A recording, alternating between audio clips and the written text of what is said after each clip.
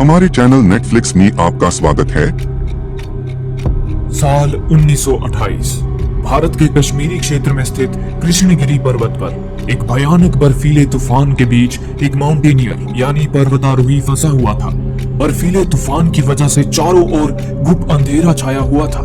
तभी उस माउंटेनियर को उसके टेंट से थोड़ी ही दूरी पर स्थित एक पहाड़ी पर एक चमकदार रोशनी दिखती है। उस रोशनी को देख वो माउंटेनियर उस भयानक तूफान का सामना करता हुआ उस रोशनी की तरफ जाने लगता है। काफी मशक्कतों के बाद जब माउंटेनियर वहां पहुंचा तो उसे वहां एक चमकदार गोलाकार चीज दिखी।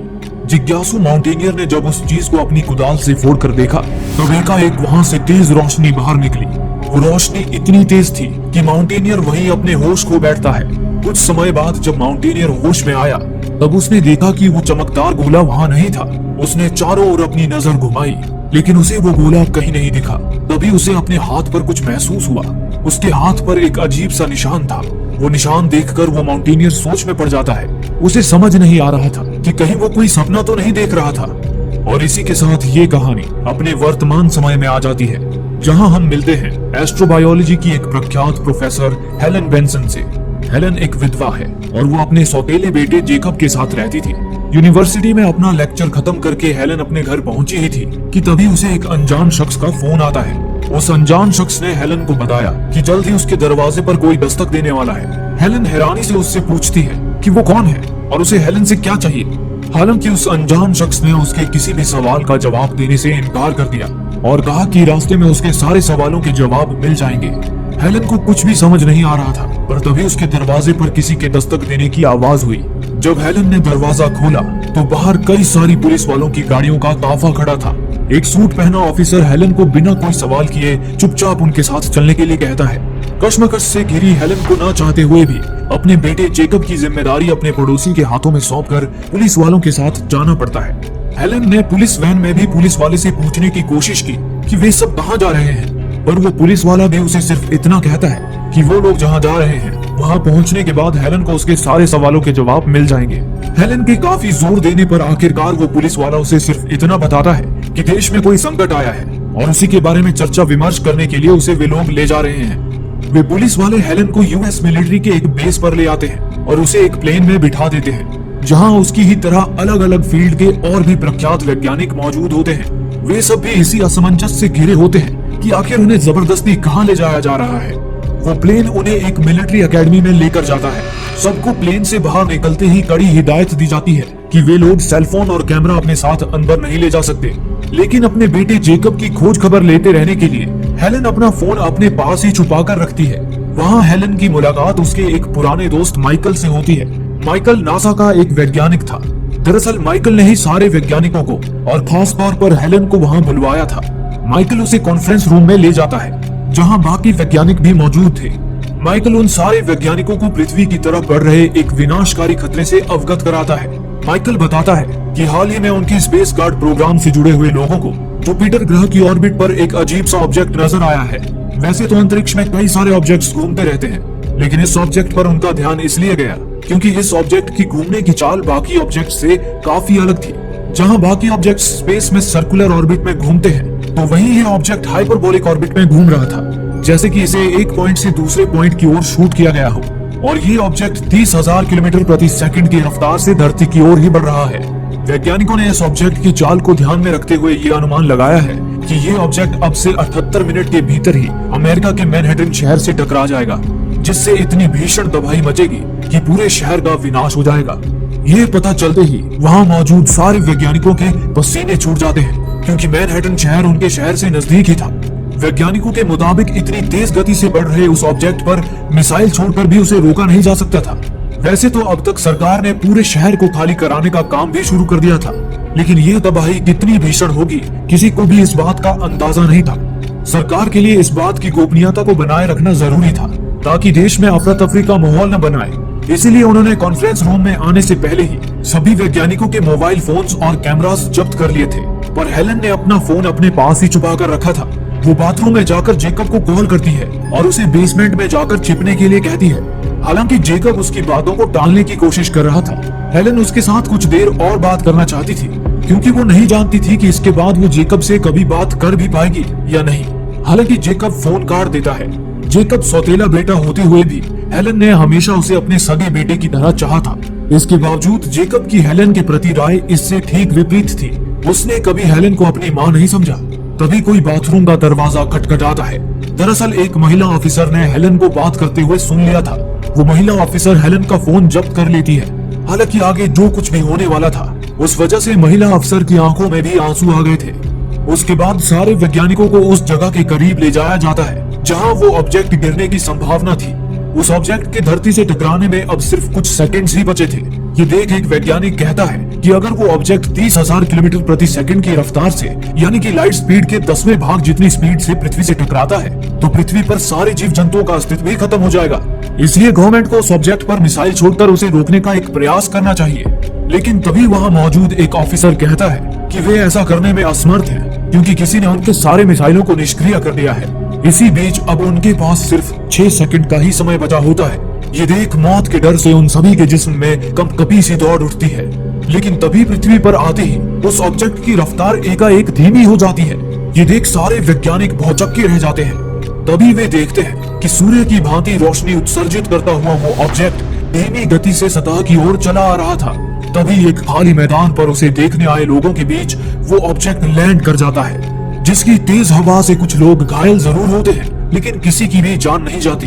इतने में ही सारे मिलिट्री के ऑफिसर अपने हथियारों और टैंक्स के साथ उस ऑब्जेक्ट को घेर लेते हैं। फिर वे हेलन और बाकी वैज्ञानिकों के साथ उस ऑब्जेक्ट का मुआयना करने उसकी ओर बढ़ने लगते हैं। इसी दौरान धुएं के बादल छटते ही हम देखते हैं कि ये ऑब्जेक्ट तो फिल्म की शुरुआत में दिखाए गए उसी पारदर्शी गोले का एक बड़ा रूप था जिसके अंदर बादलों के विशाल बवंडर नजर आ रहे थे। दरअसल ये एक एलियन स्पेसशिप था। एकाएक उसमें तेज रोशनी निकलती है और उस रोशनी के बीच से एक एलियन बाहर की ओर चलकर आने लगता है। उसे देख बाकी लोग तो डरकर पीछे हट जाते हैं, लेकिन हेलन हिम्मत दिखाती हुई उस एलियन की तरफ बढ़ने लगती है। तभी वो एलियन हेलन की ओर अपना हाथ बढ़ाता है, पर इससे पहले कि वे दोनों एक दूसरे को स्पर्श कर पाते पीछे से एक सोल्जर उस पर गोली चलाकर उसे घायल कर देता है। हेलन तुरंत फायरिंग रोकने के लिए कहती है और मेडिकल फैसिलिटी का इंतजाम करने का आदेश देती है। लेकिन तभी उस एलियन शिप से एक विशालकाय एलियन रोबोट बाहर निकलता है जिसका पूरा शरीर धातु का था और उसकी आंखों से लेजर की तरह लाल रोशनी निकल रही थी। देखते ही देखते वो रोबोट उस शहर के सारे इलेक्ट्रॉनिक सिस्टम्स को निष्क्रिय कर देता है और अचानक कान के पर्दे फाड़ देने वाली तेज आवाज निकालता है जो वहाँ मौजूद सभी लोगों के कानों में नुकीली सुई की तरह चुभने लगती है। फिर वो रोबोट अपने साथी एलियन को वापस ले जाने के लिए आगे बढ़ता है, पर तभी वो जख्मी एलियन उसे अपनी भाषा में कोई निर्देश देता है जिसे सुनकर वो रोबोट एकाएक वहीं स्तंभ की तरह जम जाता है और शहर की बिजली भी वापस आ जाती है, जिसे देख मिलिट्री के ऑफिसर समझ आते हैं कि ये एलियंस उन्हें कोई नुकसान नहीं पहुंचाएंगे। इसीलिए वे लोग उस जख्मी एलियन का इलाज करने उसे मिलिट्री के हॉस्पिटल में ले जाते हैं। वहाँ एलियन की बिगड़ती हालत को देखकर हेलन तुरंत उन्हें किसी सर्जन को बुलाने के लिए कहती है। कुछ ही वक्त में एक सर्जन वहाँ आता है। वो सर्जन जब गोली निकालने के लिए उसकी चमड़ी काटता है तब उसे एक हैरान कर देने वाली बात पता चलती है। सर्जन बताता है कि उस एलियन के ऊपर की चमड़ी किसी व्हेल मछली की चर्बी की तरह है और उस चर्बी के अंदर एक इंसानी शरीर है। वो सर्जन जैसे ही एलियन की ऊपरी परत पर चीरा लगाता है वैसे ही आश्चर्यजनक रूप से उसकी ऊपर की परत अपने आप ही निकलने लगती है, जिसे देख सर्जन चकित रह जाता है। धीरे धीरे उस एलियन की सारी ऊपरी परत निकल जाती है और उसके अंदर से नवजात बच्चे की तरह दिखने वाला एक एलियन बाहर निकलता है, जिसे देख सारे लोगों की आंखें फटी की फटी रह जाती हैं। आश्चर्यजनक रूप से कुछ ही समय में वो एलियन एक वयस्क इंसान के रूप में विकसित हो जाता है। फिर जैसे ही उस एलियन की आंख खुलती है वो छटपटाने लगता है। तभी हेलन वहाँ आती है और उससे कहती है, डरो मत, हम तुम्हारी मदद कर रहे हैं। ये सुनकर वो एलियन एकाएक शांत हो जाता है और हेलन के कहे शब्दों को दोहराता है, जिसे सुन हेलन हैरान रह जाती है। उधर दूसरी ओर सरकार द्वारा शहर को जल्द से जल्द खाली करवाने का काम जारी था। इसकी देखा देखी दूसरे देशों में भी लोग इस डर से बड़े शहरों को छोड़कर जाने लगे थे कि कहीं वो एलियन शिप उनके शहर पर भी आक्रमण न कर दे। इस बीच अमेरिका के राष्ट्रपति को भी सुरक्षित जगह पर भेज दिया गया था, इसलिए उनकी गैर हाजिरी में अमेरिका की रक्षा मंत्री उनका सारा कार्यभार संभालने वाली थी। एक ऑफिसर रक्षा मंत्री को बताते हैं कि पृथ्वी की परिक्रमा कर रहे एक सैटेलाइट से उनका संपर्क नहीं हो पा रहा है। एलियंस ने उस सैटेलाइट को अपने कब्जे में ले लिया था। इससे भी बड़ी बात तो ये थी कि पृथ्वी पर केवल एक नहीं बल्कि कई और भी एलियन शिप अलग अलग जगहों पर उतरे थे। यहाँ तक कि इस वक्त कई सारे एलियन शिप्स तो पृथ्वी की परिक्रमा भी कर रहे हैं। ये सुनकर रक्षा मंत्री दंग रह जाती है। रक्षा मंत्री के मुताबिक ज्यादा फिक्र की बात उस सैटेलाइट से संपर्क टूटना था, क्योंकि वो कोई आम सैटेलाइट नहीं थी। वो सैटेलाइट सीधे अमेरिका की डिफेंस मेन फ्रेम से कनेक्ट था। उस सैटेलाइट को हैक करके एलियंस ने गवर्नमेंट की सारी गुप्त जानकारियों को चुरा लिया था और उस सैटेलाइट की मदद से ही उन्होंने सभी मिसाइल्स को निष्क्रिय कर दिया था। अब एलियंस के पास गवर्नमेंट की हर छोटी से बड़ी जानकारी मौजूद थी। इसी बात से रक्षा मंत्री ये अंदाजा लगाती है कि वे एलियन जरूर पृथ्वी को अपने कब्जे में लेने आए हैं। इस बात की पुष्टि करने वो सीधे उसी एलियन के पास जाती है जिसका इस वक्त मिलिट्री के अस्पताल में इलाज चल रहा था। वहाँ डॉक्टर के साथ साथ हेलेन भी मौजूद थी। वे दोनों रक्षा मंत्री को उस कमरे में लेकर जाते हैं जहाँ वो एलियन मौजूद था। हैरानी की बात थी कि वो एलियन मूवी की शुरुआत में दिखाए गए माउंटेनियर की तरह ही दिखता था। डॉक्टर रक्षा मंत्री को बताता है कि उस एलियन का शरीर 3 अलग अलग डीएनए से मिलकर बना था। जहाँ उसका दिमाग किसी एलियन डीएनए से बना था, तो वहीं उसका शरीर फिल्म की शुरुआत में दिखाए उस माउंटेनियर के डीएनए से बनाया गया था। उस वक्त एलियंस ने उसके हाथ से उसका डीएनए सैंपल ले लिया था और उसी डीएनए की मदद से ही एलियंस ने इस शरीर को बनाया था। यही वजह थी कि उस एलियन की शक्ल उस माउंटेनियर से मेल खाती थी। ये सब उन्होंने इसलिए किया था ताकि पृथ्वी के एटमॉस्फेयर में जिंदा रहा जा सके। जब वो एलियन धरती पर उतरा तब वो नवजात स्थिति में था। उसने एक तरह का बायो इंजीनियर्ड स्पेस सूट पहना हुआ था जो उसके लिए एक भ्रूण का कार्य कर रहा था। उसके बाद जब वो अपने भ्रूण से बाहर आया तो वो आश्चर्यजनक रूप से 6 घंटे के भीतर ही नवजात बच्चे से एक वयस्क इंसान में बदल गया। उस एलियन की ये विचित्र खूबियां सुनकर रक्षा मंत्री भी दंग रह जाती है। वो बगैर समय गवाए उस एलियन के पास जाती है। रक्षा मंत्री जानती थी कि एलियंस ने उनके कम्युनिकेशन सैटेलाइट को हैक करके उनकी भाषा भी सीख ली है, इसलिए वो अपनी ही भाषा में उससे पूछती है कि वो कौन है, आखिर वो किस एलियन सभ्यता से यहाँ आया है और उसके यहाँ आने का आखिर क्या मकसद है। इस पर एलियन बताता है कि उसका नाम क्लाटू है। वो आगे कहता है कि इस दुनिया में ढेरों ऐसी सभ्यताएं हैं जो अभी भी इंसानों की पहुंच से परे हैं। वो उन्हीं में से एक सभ्यता से ताल्लुक रखता है और आज वो अपने समूह से जुड़े सारी एलियन सभ्यताओं की तरफ से प्रतिनिधि के तौर पर यहाँ आया है। क्लाटू ये भी जानता था कि पृथ्वी पर सारे बड़े देश यूनाइटेड नेशन संगठन के तहत जुड़े हुए हैं, इसलिए वो रक्षा मंत्री से यूनाइटेड नेशन की एक बैठक बुलाने का अनुरोध करता है ताकि वो सारे पृथ्वी वासियों को अपने पृथ्वी पर आने का मकसद बता सके। लेकिन रक्षा मंत्री क्लाटू के इस अनुरोध को खारिज कर देती है और कहती है कि क्लाटू उसके अलावा और किसी से बात नहीं कर सकता। वो उससे पूछती है कि आखिर क्लाटू हमारे प्लेनेट पर क्यों आया है। इस पर क्लाटू हैरानी से रक्षा मंत्री की ओर देखता है और कहता है, ये प्लेनेट तुम लोगों का नहीं है। क्लाटू की यह बात सुनकर रक्षा मंत्री को डर सताने लगता है कि कहीं ये एलियंस उन पर हुकूमत करने के मकसद से यहाँ ना आए हो। इसलिए वो डॉक्टर्स को निर्देश देती है कि वे क्लाटू से पॉलीग्राफ टेस्ट यानी कि झूठ पकड़ने वाली मशीन के जरिए पूछताछ करें, जिसके लिए उसे जल्द से जल्द नशीली ड्रग दी जाए। हालांकि माइकल को क्लाटू से जबरदस्ती पूछताछ करना उचित नहीं लग रहा था, इसलिए वो रक्षा मंत्री के फैसले की निंदा करते हुए ये काम करने से मना कर देता है। लेकिन तभी हेलेन कहती है कि वो क्लाटू को ड्रग का इंजेक्शन देने के लिए तैयार है। ये कहकर हेलेन मेडिसिन लेने एक कमरे में जाती है और बड़ी ही चालाकी से नींद की दवाई के साथ सलाइन वाटर की बोतल भी उठा लेती है।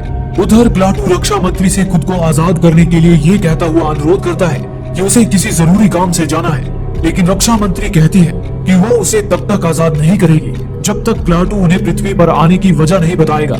इतने में ही हेलेन वहाँ आ जाती है। वो चुपके से इंजेक्शन में ड्रग की जगह सलाइन भरकर क्लाटू को इंजेक्ट कर देती है और उसके कान में मौका मिलते ही वहाँ से भाग निकलने के लिए कहती है, पर क्लाटू उसकी बात समझ पाता।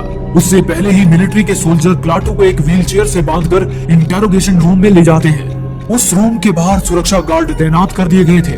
वहीं रूम के अंदर एक डॉक्टर क्लाटू पर अपने इक्विपमेंट्स लगाकर उसका पॉलीग्राफ टेस्ट शुरू कर देता है। क्लाटू से डॉक्टर का सबसे मुख्य सवाल यही था कि क्लाटू के पृथ्वी पर आने का मकसद क्या है, पर क्लाटू उस सवाल का कोई जवाब नहीं देता और अपनी शक्ति से पॉलीग्राफ मशीन पर कंट्रोल कर लेता है। डॉक्टर जैसे ही उस मशीन को छूता है वैसे ही उसे एक झटका सा लगता है और वो क्लाटू के वश में हो जाता है। क्लाटू उससे बाहर निकलने का रास्ता और मुख्य दरवाजे का सिक्योरिटी कोड पूछ लेता है। फिर वो अपनी अनोखी शक्तियों के दम पर बिजली के तारों में भी घुस जाता है और सीसीटीवी कैमरे में घुसकर रूम के बाहर तैनात सारे गार्ड्स को देख लेता है। इसके बाद वो अपनी शक्ति से उन गार्ड्स के कानों में लगे ईयरपीस पर एक तेज आवाज छोड़ता है, जिससे वे सभी कुछ देर तक जमीन पर पड़े तड़पने लगते हैं। इसी बीच क्लाटू डॉक्टर का सूट पहनकर वहाँ से भाग निकलता है। कुछ ही क्षण बाद जब मिलिट्री के ऑफिसर्स को सीसीटीवी कैमरे के जरिए क्लाटू के भागने की खबर मिलती है, वे उसे पकड़ने के लिए शहर के हर चप्पे चप्पे पर अपनी सेना तैनात कर देते हैं। उधर दूसरी ओर क्लाटू रेलवे स्टेशन पहुंच गया था, जहां वो वेंडिंग मशीन में पैसे डाले बगैर उसे छूकर ही अपने लिए खाना बाहर निकाल लेता है। तभी एक मासूम बच्चा बड़ी ही हैरानी से क्लाटू के इस कारनामे को देखने लगता है। वहीं क्लाटू के नजरों के सामने ही एक चोर एक बीमार बुजुर्ग से छीना झपटी करके भाग जाता है। इस तरह क्लाटू इंसानियत के कुछ अच्छे और कुछ बुरे पहलुओं पर गौर करने लगता है। इसी बीच क्लाटू देखता है कि उसकी गोली की चोट अभी पूरी तरह से ठीक नहीं हुई थी, जिस कारण उस पर से खून निकलने लगा था। क्लाटू इंसानी शरीर की इस अवस्था को समझने की कोशिश कर ही रहा होता है कि तभी वो एकाएक वहीं बेहोश होकर गिर पड़ता है। उधर दूसरी ओर हेलेन अपने बेटे जेकब के साथ घर पर होती है। जेकब टीवी पर न्यूज देख रहा था, जिसमें दिखाया जा रहा था कि एलियंस के आने से देश में हर तरफ अफरा तफरी मची हुई है और सारे देश के नेता अमेरिकी सरकार के फैसले से नाराजगी जता रहे हैं, क्योंकि उन्होंने एलियन की यूनाइटेड नेशन से बात करने के अनुरोध को खारिज कर दिया था। इसी दौरान हेलेन को रेलवे पुलिस का एक कॉल आता है। वे लोग हेलेन को बताते हैं कि उसका एक मरीज रेलवे पुलिस की कस्टडी में मौजूद है। वो कह रहा है कि हेलेन के पास उसकी कोई दवाई है। ये सुनकर हेलेन समझ जाती है कि ये मरीज और कोई नहीं बल्कि क्लाटू ही है। वो जेकब को लेकर तुरंत रेलवे स्टेशन जाती है, जहाँ क्लाटू उसका इंतजार कर रहा था। इससे पहले कि कोई क्लाटू को पहचान ले, हेलेन तुरंत उसे अपनी कार में बिठा देती है और क्लाटू को उसके बताए रास्ते पर ले जाने लगती है। तभी क्लाटू हेलेन से अपनी बायो इंजीनियरिंग स्पेस सूट का वो सैंपल मांगता है, जो हेलेन ने घर जाते वक्त लैब से चुरा लिया था। असल में वही चीज क्लाटू की दवाई थी, जिसे अपने घाव पर लगाते ही क्लाटू का घाव अपने आप ही भर जाता है। ये देख हेलेन हक्की बक्की रह जाती है। उधर दूसरी ओर अमेरिकन मिलिट्री उस एलियन स्पेसशिप को तबाह करने के लिए मिसाइल से लैस अपने 2 रिमोट कंट्रोल प्लेन्स भेजते हैं। वे मानव रहित प्लेन्स जैसे ही टारगेट पर मिसाइल छोड़ते हैं, तभी उस एलियन गोले की सुरक्षा में तैनात एलियन रोबोट अपनी आंखों से लेजर छोड़कर उन मिसाइलों को ध्वस्त कर देता है। इसके बाद वो उन प्लेन्स को भी कंट्रोल करके उन्हें मिलिट्री के टैंक्स पर क्रैश कर देता है। ये देखकर सारे मिलिट्री के लोग बहुत चक्के रह जाते हैं। वहीं दूसरी ओर क्लाटू कार को एक कैफे के सामने रोकता है और किसी का इंतजार करने लगता है। वहीं क्लाटू की सच्चाई से अनजान जेकब एलियंस के पृथ्वी पर आने से बहुत ज्यादा गुस्से में था। उसे इस बात से भी गुस्सा आ रहा था कि गवर्नमेंट एलियन से लड़ने के बजाय शहर खाली करने में जुटी हुई थी। वो इस पर क्लाटू से उसकी राय पूछता है। इस पर क्लाटू कहता है, इंसान इसमें कुछ नहीं कर सकता। हालांकि जेकब इस पर कहता है कि अगर उसके पिता जिंदा होते तो वो बेशक एलियंस को मार भगाते। इतना कहकर जेकब वॉशरूम चला जाता है। जेकब के मुंह से उसके पिता द्वारा एलियंस को मार भगाने वाली बात सुनकर क्लाटू दंग रह गया था। उसे लग रहा था कि जेकब के पिता जरूर कोई काफी शक्तिशाली सोल्जर रहे होंगे। हालांकि हेलेन जेकब की बात को झुठलाते हुए कहती है कि जेकब अभी बच्चा है और जैसे हर बच्चे के लिए उसके पिता हीरो होते हैं, वैसे ही जेकब के लिए भी उसके पिता किसी हीरो से कम नहीं थे। पर असल में जेकब के पिता कोई लड़ाकू सोल्जर नहीं थे, बल्कि वे तो बस सिर्फ मिलिट्री में काम करने वाले एक इंजीनियर थे, जिनका लड़ाई से दूर दूर तक कोई लेना देना नहीं था। हेलेन आगे क्लाटू को बताती है कि जब जेकब बहुत छोटा था तब उसकी माँ गुजर गई। तभी हेलेन ने उसके पिता से शादी कर ली, लेकिन इसके 1 साल बाद ही जेकब के पिता की मौत हो गई। हेलेन अब तक क्लाटू का साथ तो दे रही थी, लेकिन उसे भी क्लाटू के वहाँ आने की वजह नहीं पता थी। इसीलिए वो क्लाटू से पूछती है कि वो आखिर किस मकसद से यहाँ आया है। जवाब में क्लाटू बस इतना कहता है कि वो पृथ्वी को बचाने आया है। इतने में ही उसका साथी वहाँ आ जाता है और वे लोग कैफे के अंदर चले जाते हैं। क्लाटू का साथी एक बूढ़ा चाइनीज आदमी था जो अपने पोते के साथ वहाँ आया था। असल में वो बूढ़ा क्लाटू की तरह ही एक एलियन था और वो आज से 70 साल पहले धरती पर आया था। हालांकि उसका पोता भी इस बात से अनजान था कि वो एक एलियन है। इंसानों के बीच रहकर उस बूढ़े एलियन ने इंसानों के अच्छे और बुरे हर पहलुओं को अच्छी तरह से समझा और परखा था। वो क्लाटू को बताता है कि ये इंसान हमेशा धरती पर तबाही मचाते आए हैं। इंसान इस बात से अच्छी तरह वाकिफ भी है कि उनकी वजह से ये पृथ्वी खतरे में पड़ती जा रही है और बाकी जीव जंतु भी विलुप्त होते जा रहे हैं। लेकिन फिर भी इंसानों की फितरत में बदलाव नहीं आ रहा, जो कि उनके लिए एक चिंताजनक बात है। यहीं पर क्लाटू अपने धरती पर आने के मकसद का खुलासा करता है। दरअसल एलियंस पृथ्वी को बचाने तो आए थे, लेकिन किसी बाहरी खतरे से नहीं, बल्कि इंसानों से। वे पृथ्वी से इंसानों का अस्तित्व ही मिटा देना चाहते थे, ताकि ये पृथ्वी दोबारा पहले जैसी हरी भरी हो सके। उस बूढ़े का काम अब पृथ्वी पर खत्म हो चुका था, इसलिए क्लाटू उसे वापस अपने साथ चलने के लिए कहता है, ताकि कहीं इंसानों के साथ साथ वो भी ना मारा जाए। लेकिन तभी वो बूढ़ा एलियन क्लाटू को बताता है कि भले ही इंसान कितने भी आक्रमणकारी क्यों ना हो, लेकिन उनका एक दूसरा पहलू भी है, और वो है प्यार। उनके प्यार ने उस एलियन का दिल भी जीत लिया था। लेकिन वो बूढ़ा एलियन जानता था कि क्लाटू प्यार की भावना को कभी नहीं समझेगा और वो अपने मकसद से भी पीछे नहीं हटने वाला था। इसलिए वो बूढ़ा एलियन इंसानों के साथ पृथ्वी पर रहकर ही मरने का फैसला कर लेता है। हेलन और जेकब अब तक इस बात से अनजान थे, इसलिए हेलन क्लाटू को उसकी बताई जगह पर ले जाती है। इसी बीच पुलिस क्लाटू की तलाश में हर जगह पूछताछ कर रही थी और उन्हें कुछ आम लोगों द्वारा पता चल गया था कि क्लाटू हेलन और जेकब के साथ जंगल की ओर गया है। यहाँ क्लाटू एक जंगल में आकर रुक जाता है। वो हेलन और जेकब को कार में ही छोड़कर घने जंगलों की ओर निकल जाता है। क्लाटू जब बहुत समय तक वापस नहीं आता तो हेलन भी जेकब को कार में छोड़कर उसकी तलाश में जंगल की तरफ जाने लगती है। तभी एक जगह रुककर वो देखती है कि क्लाटू एक तालाब के किनारे खड़ा था, जहाँ देखते ही देखते एक छोटा एलियन गोला पानी से बाहर निकल आता है।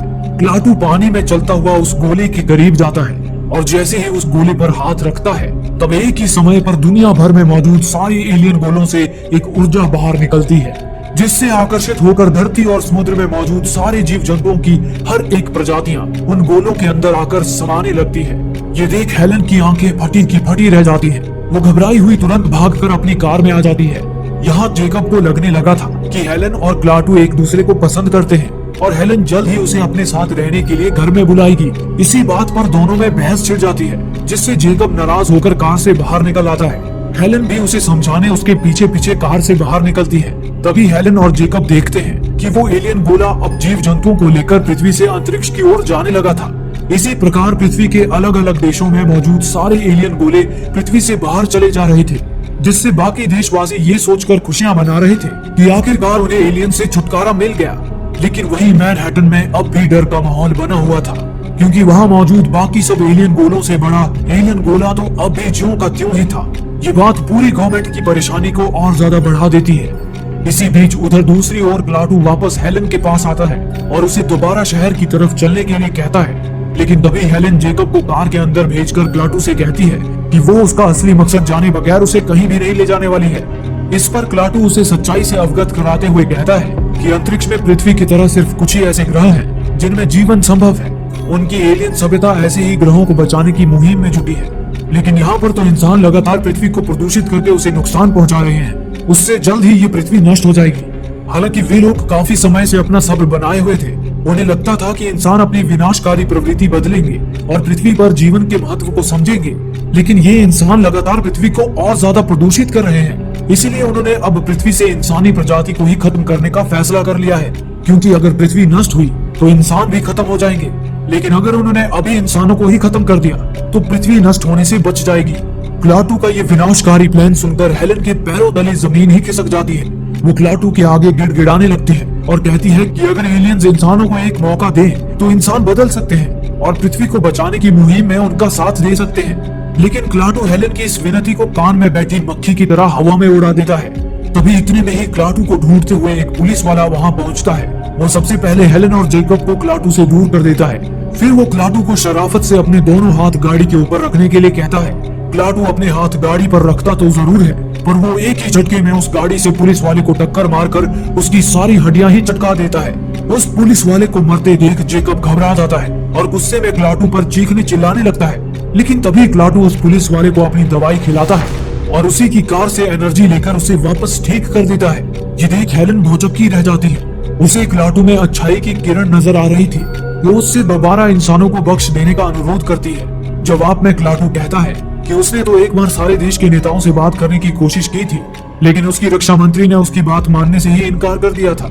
इस पर हेलन कहती है कि वो उन लोगों को अपना नेता नहीं मानती।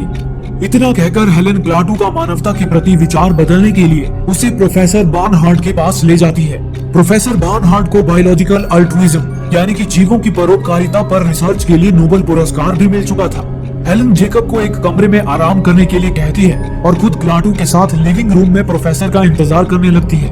तभी क्लाटू को प्रोफेसर के ब्लैक बोर्ड पर एक इक्वेशन दिखाई देती है, जिसे अब तक पूरी दुनिया में कोई भी सुलझा नहीं पाया था, पर क्लाटू उसे चंद पलों में ही सॉल्व कर देता है। तभी प्रोफेसर भी वहाँ आते हैं और क्लाटू को उस इक्वेशन को सॉल्व करता हुआ देख दंग रह जाते हैं। वे समझ जाते हैं कि ये कोई इंसान नहीं बल्कि वही एलियन है जिसे अमेरिकन गवर्नमेंट ढूंढ रही है।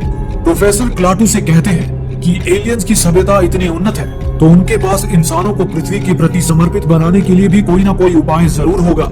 इस पर क्लाटू बताता है कि पहले उनकी सभ्यता भी इंसानों से ज्यादा अलग नहीं थी, पर कई साल पहले उनका सूरज मरने के कगार पर आ पहुंचा था। इसलिए वो बदले और उन्होंने परिस्थिति के अनुसार अपनी सभ्यता को विकसित कर लिया। लेकिन इंसान को कभी खुद को बदलना ही नहीं चाहते, वो तो हमेशा अपने फायदे के बारे में ही सोचते हैं। तो फिर उनकी पृथ्वी के प्रति समर्पित होने का सवाल ही पैदा नहीं होता। इस पर प्रोफेसर कहते हैं कि इस दुनिया में हर सभ्यता बर्बादी की कगार पर आकर ही बदलती है, जैसे कि क्लाटू की सभ्यता में हुआ। इसलिए क्लाटू को इंसानों को भी सुधरने का एक मौका देना चाहिए, क्योंकि पृथ्वी भी अब बर्बादी की कगार पर आ चुकी है और ये इंसानों के बदलने का समय है। क्लाटू को इंसानों से ये समय छीनना नहीं चाहिए। ये सुनकर क्लाटू भी निशब्द रह जाता है और एक पल के लिए सोच में पड़ जाता है। लेकिन तब तक दूसरे कमरे में बैठे जेकब को न्यूज पर यह खबर मिल चुकी थी कि क्लाटू पृथ्वी के लिए खतरा है और पूरी अमेरिकन गवर्नमेंट उसकी तलाश में है। इसलिए जेकब तुरंत पुलिस को फोन करके उन्हें अपनी लोकेशन बता देता है। चंद पलों में ही मिलिट्री के हेलीकॉप्टर क्लाटू की तलाश में वहां पहुंच जाते हैं। उन हेलीकॉप्टर्स की आवाज सुनकर हेलन जेकब और क्लाटू को लेकर वहां से जंगलों की तरफ भागने लगती है। लेकिन तभी जेकब हेलीकॉप्टर को आवाज लगाकर उन्हें अपनी ओर आकर्षित कर लेता है, जिससे एक सैनिक हेलन को पकड़कर अपने साथ ले जाता है। पर दो हेलीकॉप्टर्स अब भी क्लाटू की तलाश कर रहे थे। इससे पहले कि वे हेलीकॉप्टर्स क्लाटू को भी कैद कर पाते, क्लाटू उन्हें अपनी शक्ति से मार गिराता है। ये देखकर जेकब डर जाता है और क्लाटू से दूर भागने लगता है। इसी दौरान जेकब एक पुल से नीचे गिरने ही वाला होता है कि तभी क्लाटू उसे बचा लेता है। इससे जेकब को भी यकीन हो जाता है कि क्लाटू एक अच्छा एलियन है। उसके बाद जेकब क्लाटू को उसे घर पर छोड़ने के लिए कहता है और वो दोनों शहर की ओर निकल जाते हैं। उधर दूसरी ओर यूएस मिलिट्री को ये पता चला था कि एलियन रोबोट तब तक हमला नहीं करता जब तक उस पर कोई हमला ना करे। इसलिए वे लोग सावधानी से उसे एक चैम्बर में बंद करके भूमिगत सुरंग के जरिए माउंट वेदर फैसिलिटी में ले आते हैं, जो अमेरिकी सरकार का एक स्पेशल इमरजेंसी ऑपरेशन सेंटर है। वहाँ पर मिलिट्री रोबोट पर हीरे लगे ड्रिल से उसके शरीर को तोड़ने की कोशिश करती है, लेकिन हीरा भी एलियन रोबोट के मजबूत शरीर को भेद नहीं पाता। बजाय इसके उनकी ड्रिल मशीन ही खराब हो जाती है। वे लोग उस मशीन को ठीक करने के लिए एक मैकेनिक को अंदर भेजते हैं। तभी हम देखते हैं कि रोबोट के शरीर से कुछ छोटे धातु के बने कीड़े बाहर निकलकर ड्रिल मशीन को खाने लगते हैं और अगले ही पल वो कीड़े उस मैकेनिक के शरीर में भी घुस जाते हैं। वे कीड़े उस मैकेनिक को तड़पा कर मारने लगते हैं, लेकिन सुरक्षा अधिकारी उसे चैम्बर से बाहर निकालने के बजाय चैम्बर को ही आग के हवाले कर देते हैं। हालांकि इससे भी रोबोट का बाल तक बांका नहीं होता। तभी देखते ही देखते रोबोट अनगिनत धातु के कीड़ों में बदल जाता है और वे कीड़े कांच के चैम्बर से बाहर निकलकर वहां मौजूद सारे इंसानों का अस्तित्व ही मिटा देते हैं। उसके बाद वे कीड़े लोहे के मजबूत दरवाजों को भेदकर उस भूमिगत सुरंग से भी बाहर निकल आते हैं, जिसे देख मिलिट्री के जवान उन पर अपनी बंदूकों और टैंक से हमला करते हैं। लेकिन उनके हमले का उन कीड़ों पर कोई असर नहीं होता। वे कीड़े विशाल मधुमक्खियों के झुंड की तरह आसमान में उड़ते हुए सारे इंसानों और उनके द्वारा बनाए गए संसाधनों को तबाह करने लगते हैं।